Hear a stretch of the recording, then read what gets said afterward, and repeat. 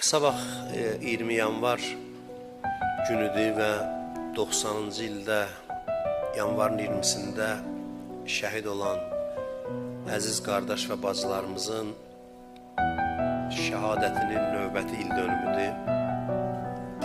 20 yanvara şəhidlik günü demək olar. 2 dəfə biz ildə şəhidlik günü qeyd edirik. Bir Aşura günü, bir anlamda şəhidlik günü ola bilər. Bir də 20 yanvar günü, əslində 20 yanvarda biz bütün şəhidlərimizi anırıq, yad edirik.